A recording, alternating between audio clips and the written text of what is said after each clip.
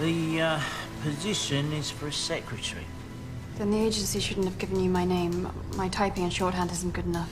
Assistant, then, with some minor secretarial duties. I sent her all the details. She chose you. Really? You're a teacher? A games mistress, yes. Teachers are good at organising. Mrs. Owen is expecting a lot of guests. Whereabouts in the country? The Devon coast. Soldier Island.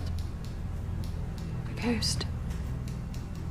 Audrey's been telling me about it from her magazines. Haven't you, Audrey? Some Hollywood film star was supposed to have bought it, but no. It's Mr. and Mrs. Owen. And you've met them? No, everything by letter. An island? By the sea? Islands are generally by the sea. The box, if you please, Audrey. I don't... Maybe I'm not suited. You are who she wants. And it's very well paid. There's a permanent position on offer, if you fit the bill. Yes, but... For immediate expenses.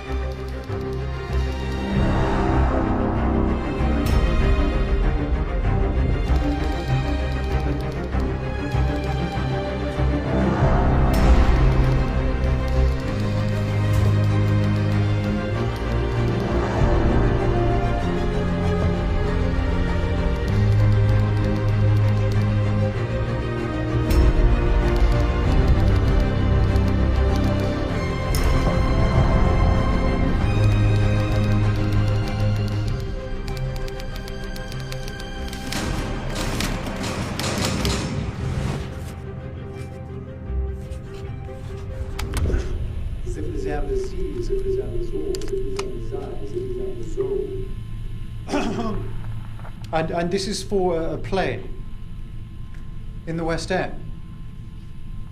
And will I be credited in the programme?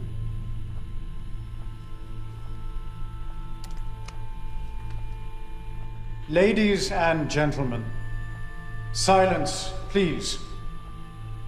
You are charged with the following indictments.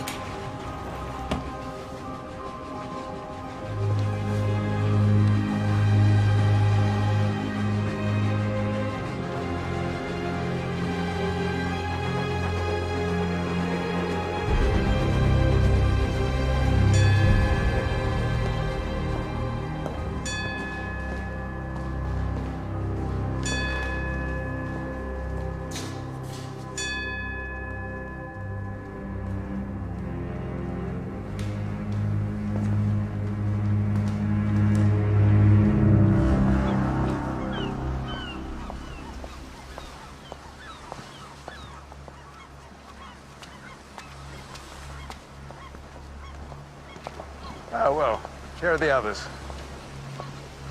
I'm Miss Claythorne, Mrs. Owen's secretary. Are you Mr. Narracott? Well, ain't no one else holding a sign. We're already taking 2 over. Fussy old maid and some flashy young lad. Been in and out this harbour like a fiddler's elbow. Sea dogs have their own etiquette. Well, good afternoon. General MacArthur. Good Lord. What an honor to meet you. Wargrave. Justice, Wargrave. The honor's all mine, sir. Retired from justice now. Mr. Lombard. Philip. And you, sir? Davis. Are you coming or not? Well, shall we?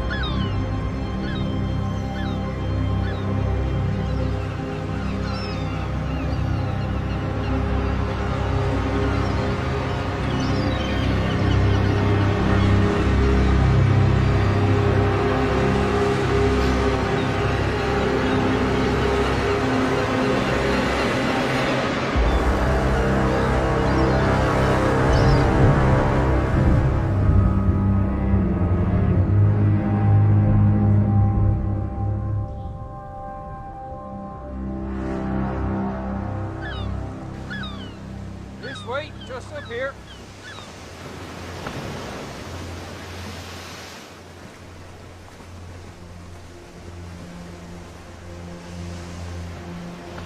Good afternoon. Welcome to Soldier Island. Right. Come along.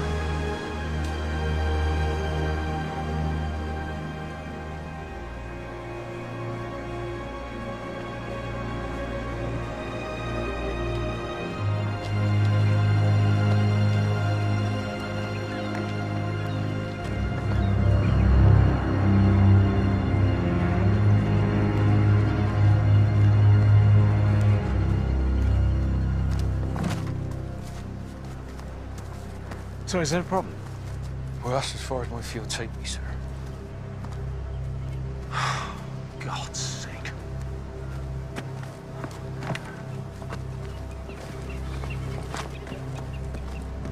Davis? Davis? I'd be grateful. Of course.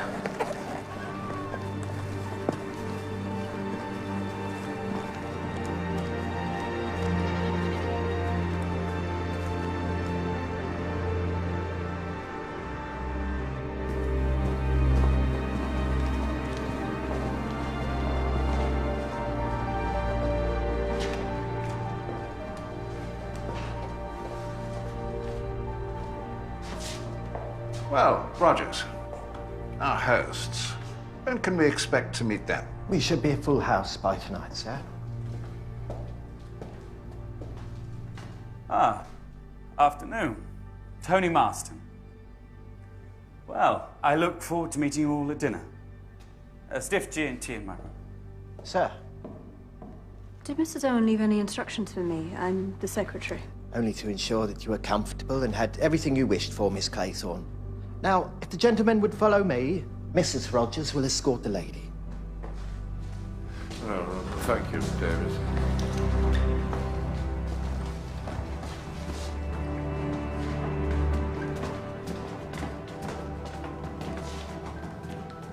Did my friend Mrs. Mrs. Constance Culmington, did she change her plans, do you know? No, I'm afraid I don't. Ridiculously vague. Oh, I'm sorry, I only just recently got the job. No, not you, Miss Claythorne. I mean this whole arrangement. The Owens invited me here to meet my friend, and she's not even here. Very strange. Very strange indeed. Can I help you? Here. Oh, too kind.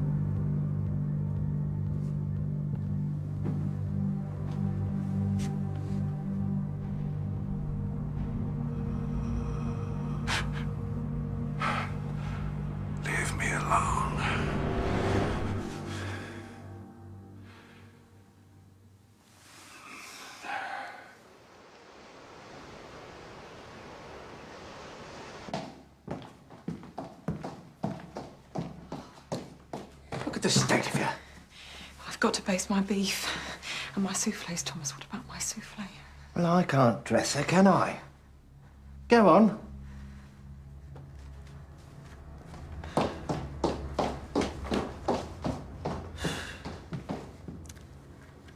Was it a childhood affliction? Your eyes? No, madam.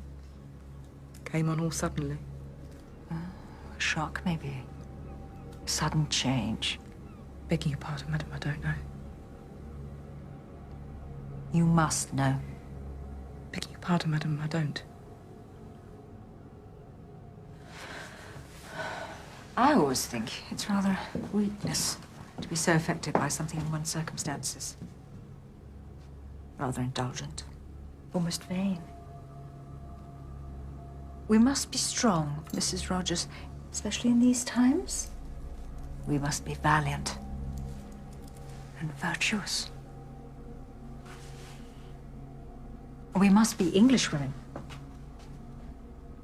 Yes, madam. And a little advice.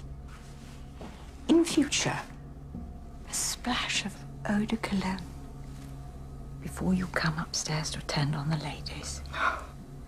I appreciate it's hot work in the kitchen, but there's no need to announce it quite so emphatically. Beg your pardon, madam.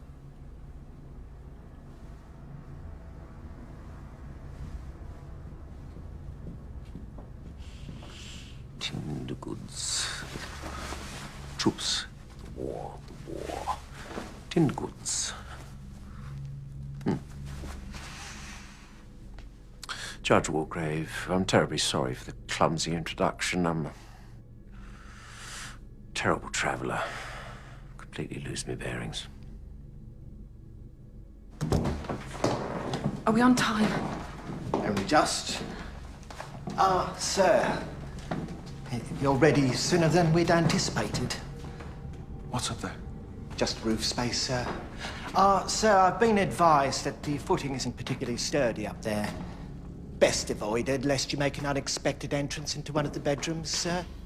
By way of the ceiling. May I show you to the drawing room, sir? Perhaps an aperitif whilst you await the other guests. Ah, Mr. Davis.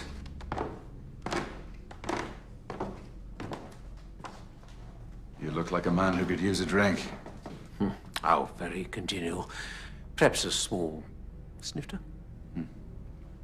Mr. Rogers, lead the way.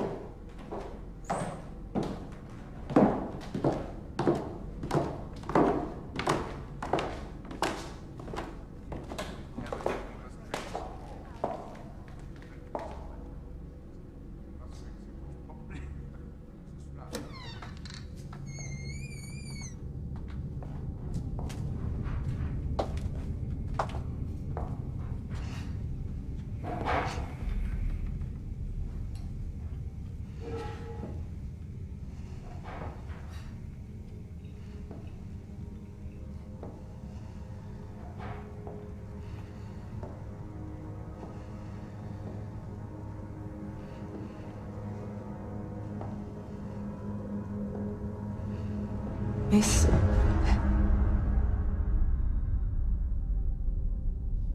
Is there something you're looking for, miss? Because this is the below stairs, miss. For staff. Well, I am staff. Miss, we had very strict instructions that you were to be treated as a guest. Guests don't come below stairs. It rather sounds as though you're asking me to leave. How many more are you expecting with the Owens? We shall know when they arrive. And how will you cope? Just the two of you? Rogers and myself is competent.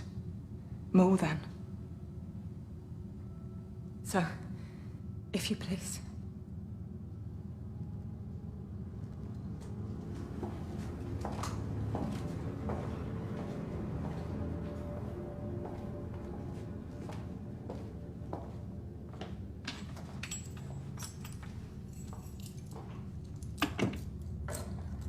Well done, girl.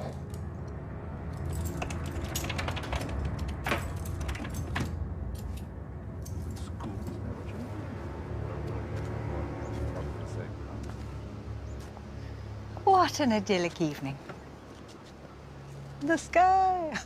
How can one not believe in a creator? Davis. Emily Brent. Edward Armstrong.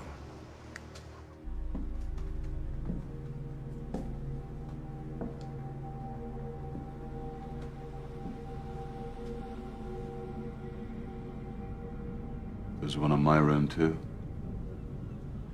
I imagine there's one in every room. Well, Soldier Island, it makes sense. It's amusing. I have a strong suspicion our hosts are inclined to whimsy. I cannot comment on our hosts. Good little secretary. Excuse me. We've got off on the wrong foot, haven't we? But you do have very pretty legs. It would have been remiss not to admire them. Mr. Lombard, you seem to be under the impression that I am a particular kind of woman. And I assure you that I am not. I do not like to be looked at. I get instincts about people. I have an instinct about you. I think you're pretending. A drink, Mr. Marston? Pink gin. Pink as a virgin's blush.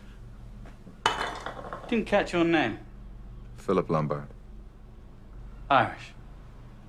You must know the Corcorans. Great chums of mine. Endlessly simpatico. Anyone who's anyone knows them.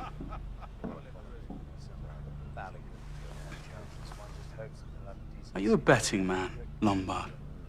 It depends. At some point this evening, one of those crumbling old rogues will start talking about the war. And then they'll ask us both if we aren't damned sorry to have missed the last one and how we should be gung-ho to do our duty in the next. Not that there's going to be a next one. There's always a next one. So how about it? A bet? The odds are too short.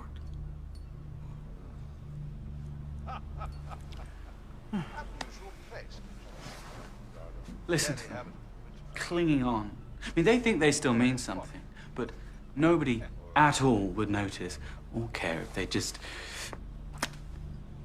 I'm going to be exceptionally charming to them.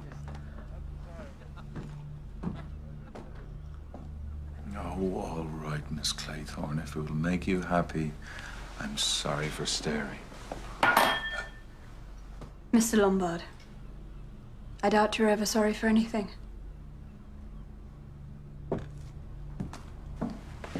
Smart girl.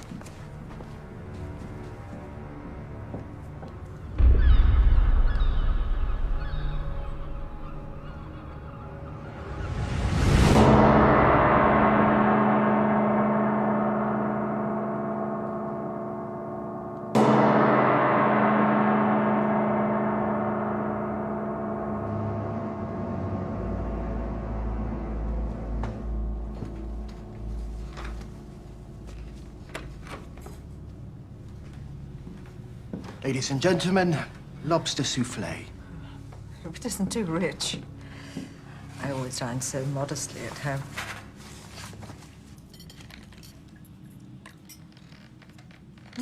I won't, thank you. Thank you. We've met before, you know. Oh, forgive me, my memory is not what it was. Perhaps you gave evidence before me.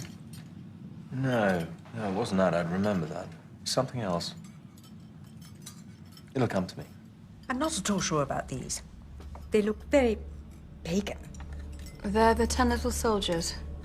You know, from the poem. I know it off by heart. When I was a little boy, my nanny used to recite it to me. I imagine she wanted to terrify me into being good. Did it work? Yeah, I've always been a stickler. Yes, stickler for the rules. I was probably a rather dull boy. I really can't imagine that, Jim. Although you shouldn't call it a poem, Miss Claythorne. It's doggerel. Poetry should be uplifting. I agree with you, Miss Brent. Well, that just shows how wrong first impressions are. I didn't think you were the type of gentleman to appreciate poetry. Mr. Davis has hidden depths. Souffle's delicious. Very light.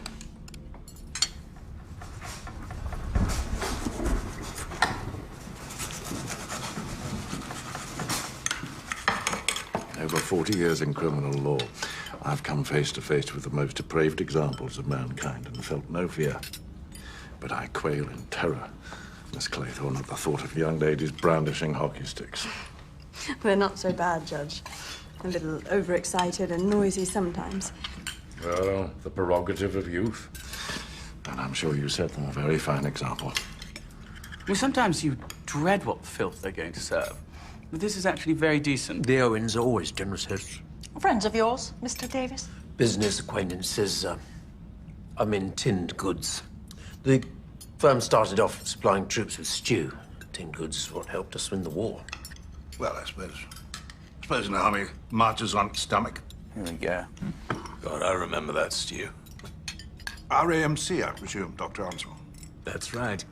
Clearing stations and then hospitals in Belgium and France. Perhaps you're being interviewed as well.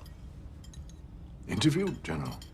Yes. Mr. Owen is an amateur but very knowledgeable military historian. He's writing about France, about the decisive action in 1917. No, I'm just here to get away from it all. Interesting man, Mr. Owen, and an interesting name. Ulick Norman. How funny. Mrs. Owen is Una Nancy. Matching initials. Must confess I was a little worried about the Ulick. Given the current climate, it might be seen as somewhat Teutonic. You couldn't hope to meet a more patriotic man. And what could be more English than Norman?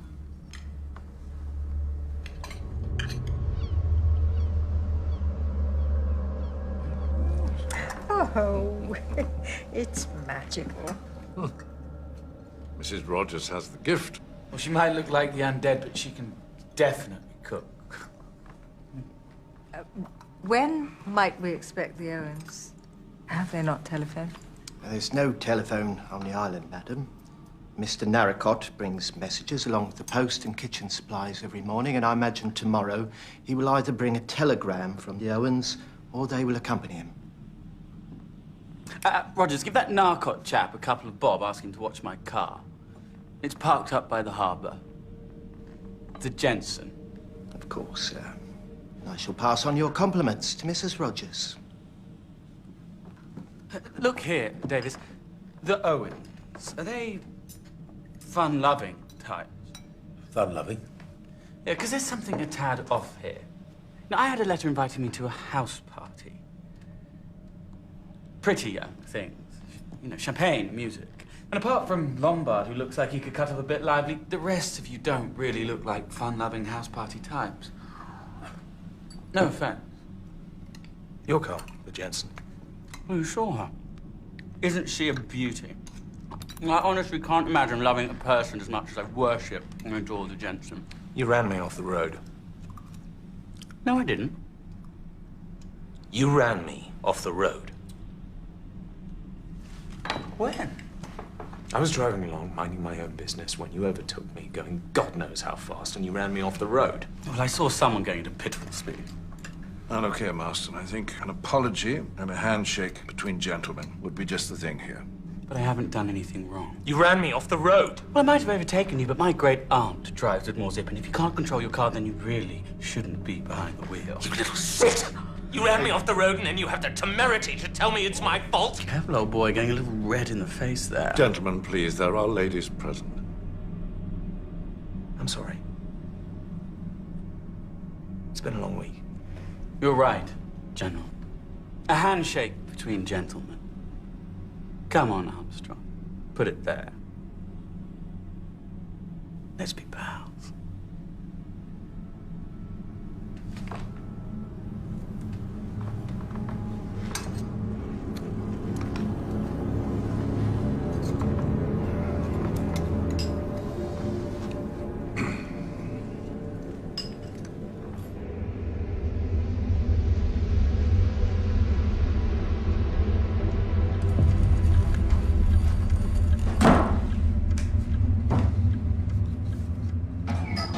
Nearly there. Good work, Ed. Rogers, amount of cigarettes. Yes, sir.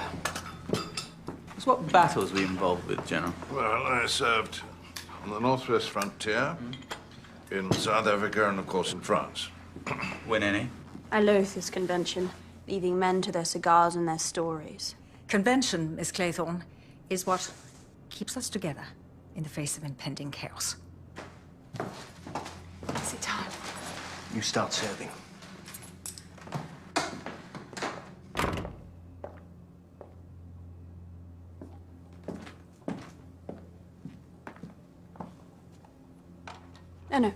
No, I'll pour the coffee. You must be very busy in the kitchen. Miss. Excellent dinner, Mrs. Rogers. The Owens are lucky to have you. I will certainly be telling them so. Thank you, madam.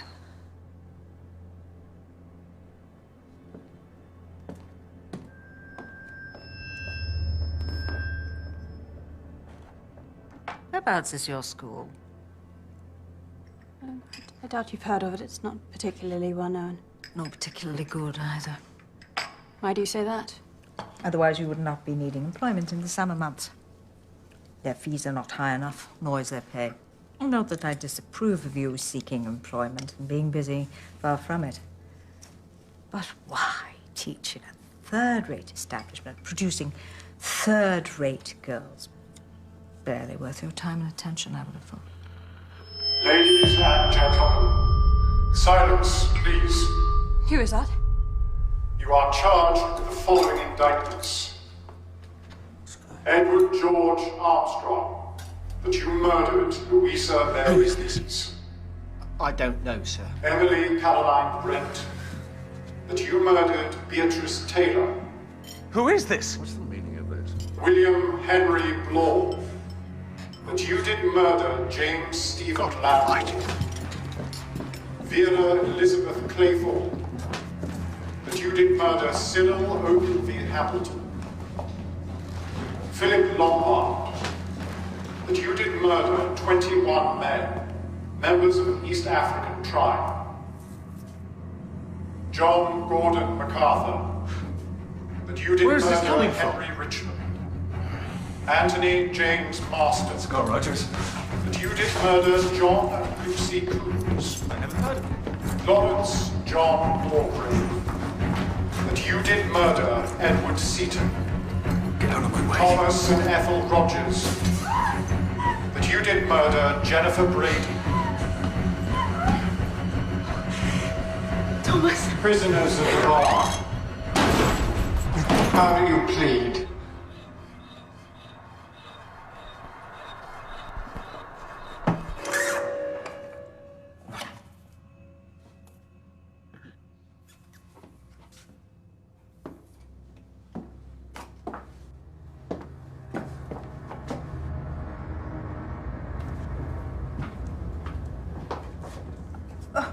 Mrs. Rogers. She just took a turn. I'll go fetch my bag. She'll be all right. I'll be the judge of that. A record? It's called Swan Song. The hell are they playing? Huh? What the hell are they playing? You pals, the damn Let him go, Huh, Marston. He doesn't know them. He's not Davis.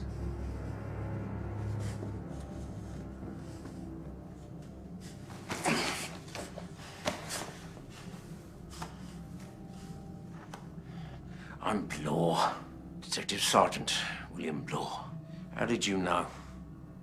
Instinct. I need a drink. Really? These grotesque false accusations. Indeed, General. We should wait for the Doctor and Rogers. We should wait until everyone is together.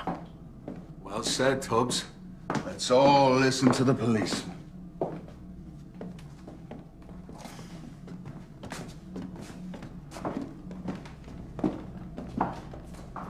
Miss Claythorne?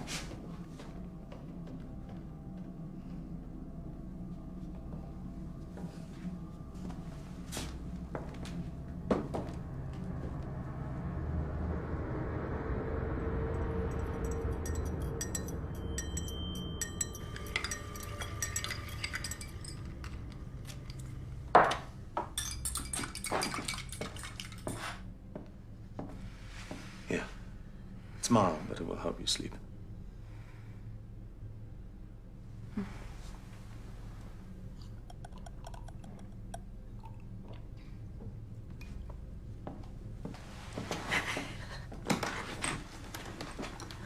I suspect, Rogers, that there are questions about our hosts that only you can answer. Yes, sir. A few minutes, then, to settle your wife. Sir.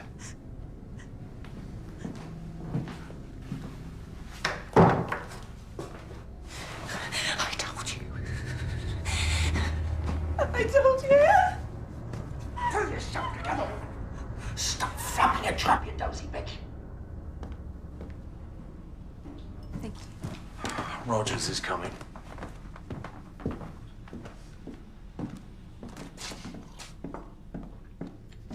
Well, Rogers? See, on my instructions, to put the record on at such a time. We were told it was to be a surprise, a party game. Some party game. You were in the room with us. There's a delay on the record. Somebody went to a lot of time and expense. If I'd known what was on the record, I'd never been a part of it. What is said about me and Mrs. Rogers, never. Nothing in it, then. Miss Brady were like family to us. We did everything for her. She weren't well, frail as a bird. But on account of how she left us a small legacy, well, some folk will say anything to hurt.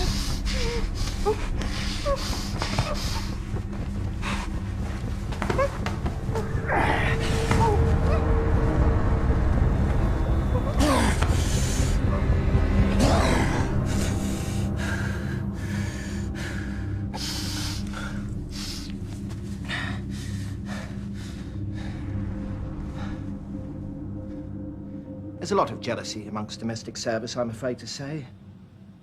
Below stairs is very often a nest of vipers. Thank you, Rogers. We'll ring if we require anything further.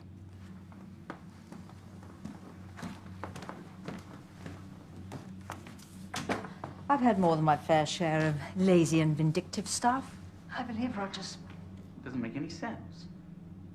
I've never even met a John and Lucy Coombs. Malicious nonsense. Louise Cleese was a surgical patient. It was risky. There were complications. Everyone knew that. But the moment anything goes wrong, it's blame the bloody surgeon. No one's blaming you, Doctor. Well, someone is. Henry Richmond was one of our finest young officers who fell in pursuit of his gallant duty for king and country. It is repugnant that these vile rumors should be given credence. Repugnant. Edward Seton was guilty. I was party to evidence that was not admissible before the court, but he was guilty. The only time I laid hands on Landor was to put handcuffs on him. He was a degenerate and a drunk. He choked on his own puke. Cyril, the little boy, I was his governess. And he wasn't supposed to swim. He wasn't strong. But he sneaked off. And I wasn't a good enough swimmer. I just wasn't good enough. I tried. I really tried to save him. His poor mother was broken. She was so broken. I had to be rescued. I almost drowned. You could say something like this. Some sort of vicious joke. Well, if that's your sense of humor, there's something wrong with your wiring. Time for the funny farm. It was pinpoint accurate about me. 21 men. I always thought someone would blab. It's amazing how people get an attack of conscience when they're safely tucked away in their beds.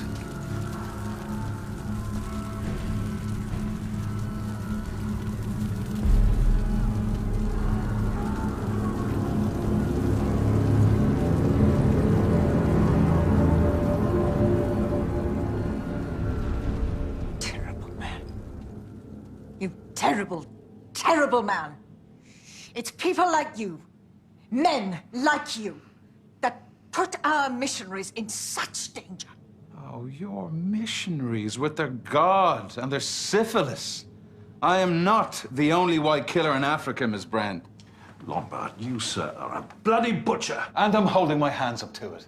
So either I'm embellishing a story for shocking effect, or I'm the only one telling the truth in a room full of liars. How dare you? Take that as enough. Please, ladies and gentlemen, enough. What good can it do?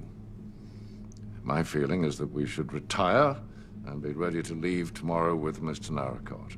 What if the Owens are with him? We confront them, but we leave. And despite Mr. Lombard's devastating confession, we are all victims of a cruel hoax. We shouldn't dignify these accusations with any more debate. Agreed? Certainly. Yeah. John and Lucy Coombs. They must have been those two kids. I mean, what sort of parents let their kids play out in the dark, for God's sake? It's completely irresponsible. I lost my license for 6 months. It was a terrific nuisance. Oh, you were driving, were you? What a surprise. It was jolly bad luck. That's all. I didn't stand a chance.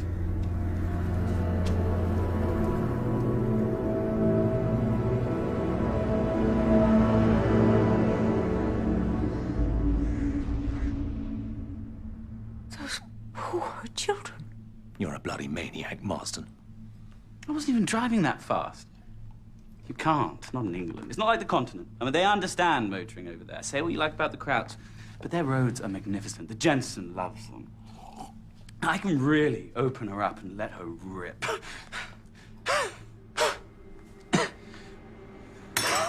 All right. Choking! I'm bleeding! Get him down! Get him off me! Get him down.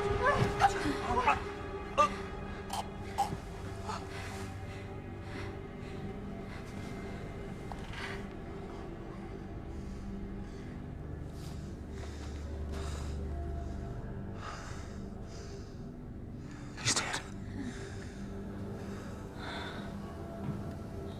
Heavenly Father, watch over this solemn atonement and protect us in our...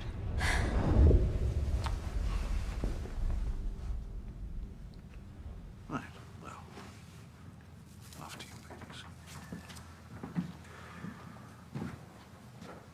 Armstrong.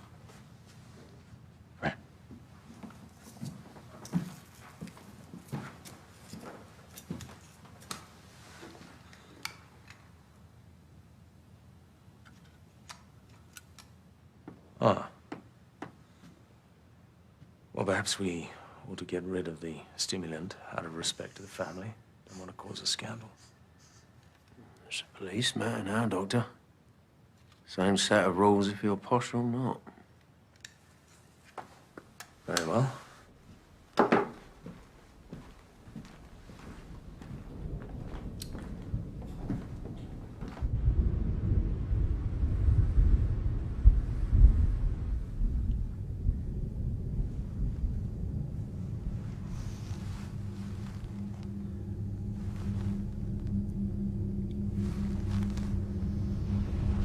We're damned, Thomas.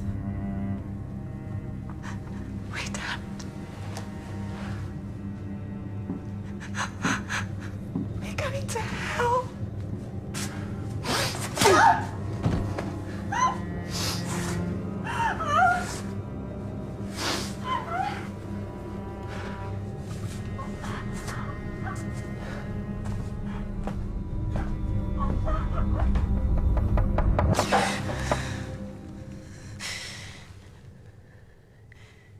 Yes?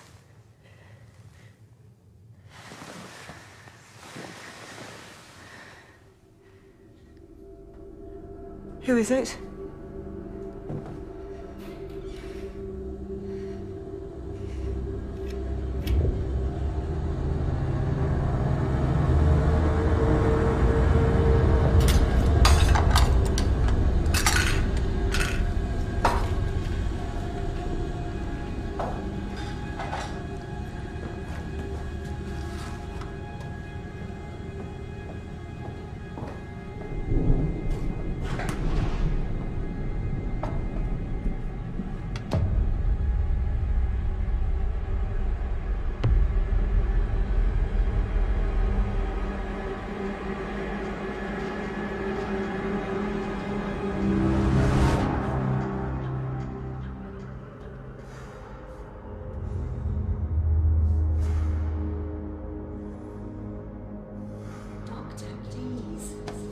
Touch me.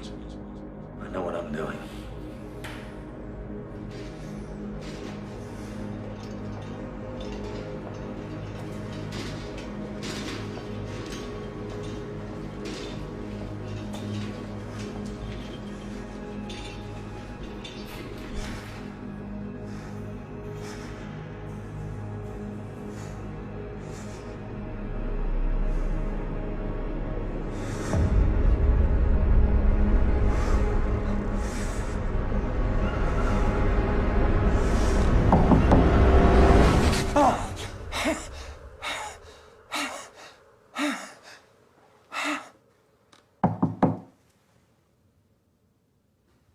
Dr. Armstrong, Yes?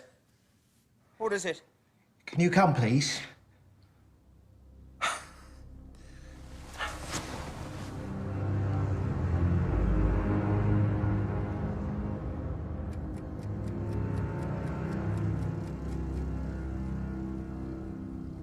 She's been dead for some hours. I'll inform the others not to expect too much in the way of breakfast, given the circumstances. No, sir. Full breakfast will be provided. Good man. Best not to dwell. Keep busy.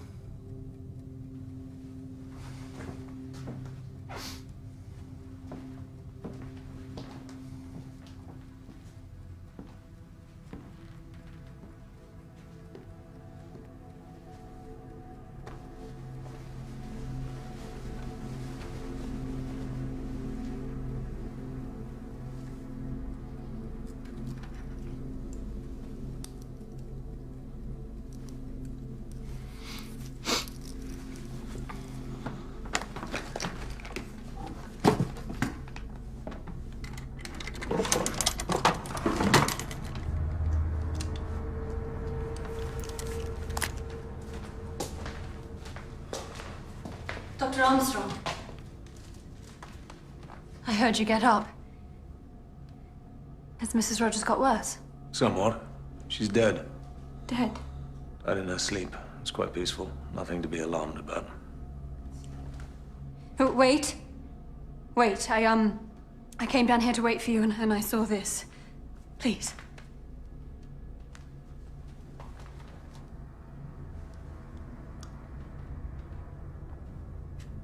Bit late for the kiss of life, Tubbs. Smart ass you are. Have a sniff yourself. There were 10 of them. From the nursery rhyme, the poem, yes. Yes. Count them for me, please, Dr. Armstrong. There are 8, aren't there? 8 figures for the 8 people here. Tell me I'm right. Please tell me I'm right. I'm sure there's a perfectly rational explanation for this. Almonds. Almonds be buggered. Cyanide. I trust you're not going to unravel on us, Miss Claythorne. Hysterical women are so boring.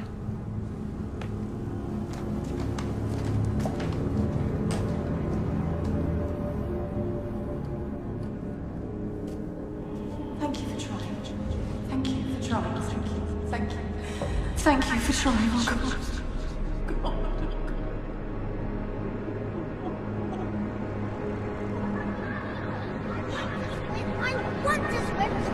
Cyril, darling, you know you can't. You're not strong enough. I am. Cyril, behave yourself. Listen to Miss Claythorne, dearest. No! Oh, that's incredibly naughty. I'm so sorry, Miss Claythorne. Oh, dear, he's getting all worked up. Cyril, you will make yourself ill. What's all this now? Uncle Hugo! I could hear you shouting from miles away, you young rascal. Oh, thank heavens, in the nick of time. Olivia, you look absolutely radiant, as ever. Empty flattery. I'm completely rattled and utterly hideous. I don't believe I've had the pleasure. Hugo, this is Miss Claythorne, who was doing so much to help Cyril in the schoolroom.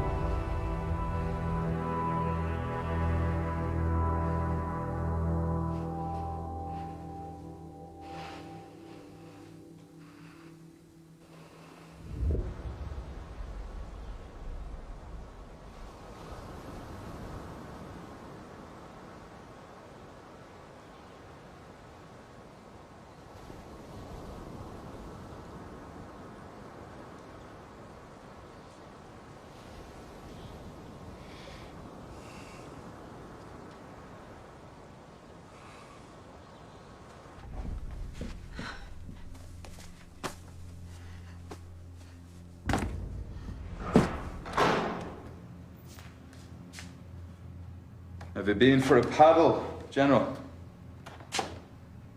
What are you, Lombard? Mercenary? Gun for hire? Soldier? Not from any army I'd recognize, but still. Soldier of sorts. You don't need to worry about what I am. There's always a moment, isn't there? Before the attack. The advance, the bombardment, the chaos. A moment of absolute calm. Listen. Doesn't this feel like that moment? I was never a man for calm, General. We can't see the harbor from here. Which means they can't see us. We are cut off. Rats in a barrel. This is the peace before the carnage.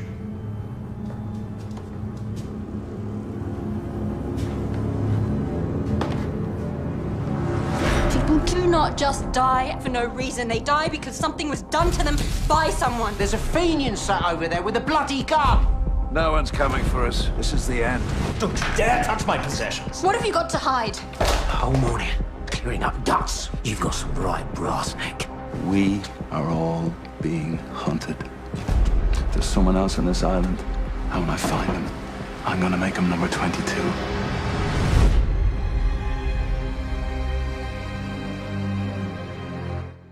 And Then There Were None continues at 9 tomorrow here on BBC One.